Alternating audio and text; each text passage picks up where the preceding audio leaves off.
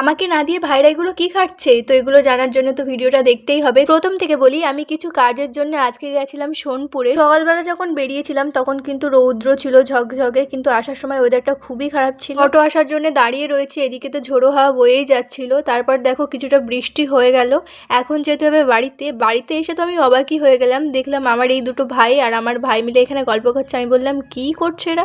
এসে দেখলাম যে এরা এখানে কামরাঙা কাটছে। আমি ওদের দিকে তাকাচ্ছিলাম বলে ভাই আমাকে বললো যে তাকিয়ে লাভ নেই, কামরাঙা তোকে খেতে দেবো না। মনে মনে ভাবলাম যে আমি ঠিক ভুলিয়ে ভালিয়ে খেয়ে নেব। সবাইকে বলতে শুনেছি যে শুধু নাকি মেয়েরাই টক খায়, কিন্তু আমার ভাই প্রচুর টক খায়। কামরাঙা মাখাটা আমি অনেকদিন পর খেয়েছি, আমার কিন্তু খুব ভালো লেগেছে। কে কে কামরাঙা খেতে ভালোবাসো কমেন্ট করে জানিও, কিন্তু তোমাদের ভাই কি এমন টক খায় কমেন্ট করে জানিও। কিন্তু এদিকে দেখো আমাদের গাছে আম হওয়া শুরু হয়ে গেছে, খুব তাড়াতাড়ি কিন্তু আম মাখার ভিডিও আসছে। আমার কামরাঙা খেয়ে এত ভালো লাগলো যে আমি ওদের কাছে দিলাম টাকা আর বললাম যে তাড়াতাড়ি আমার জন্য কামরাঙা নিয়ে আয়।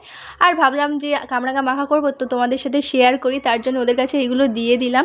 আর আজকে কিন্তু আমি কাটার ঝামেলায় যাব না। আমি ভাইকে বললাম যখন মাখা করি তখন কিন্তু আমিই বানাই, আজকে কিন্তু সব তোকেই করতে হবে একা। আমাকে বললো যে তুই ভালো বানাতে পারিস না, আজকে আমি বানাচ্ছি খেয়ে দেখ। প্রথমে আমরা গিয়েছিলাম ছাদে, ছাদ থেকে আমাদেরকে তাড়িয়ে দিয়েছে বাড়ির লোকজন, বলেছে বাচ্চা কাচ্চা নিয়ে ছাদে পড়ে যাবে, ওই জন্য নিচেই চলে এসো। ওই জন্য আমরা নিচেই চলে এসেছি। তাই ব্যাকগ্রাউন্ডটা একটু ম্যানেজ করে নাও। এইখানে দেখো মাখা হয়ে গেছে আর সবাই দেখাচ্ছে লাইক, খুব সুন্দর হয়েছিল। ভাই বোনেদের সঙ্গে এইভাবে টক মাখা খাওয়ার মজাটাই কিন্তু আলাদা। ভিডিওটা ভালো লাগলে লাইক করে দিও, টাটা।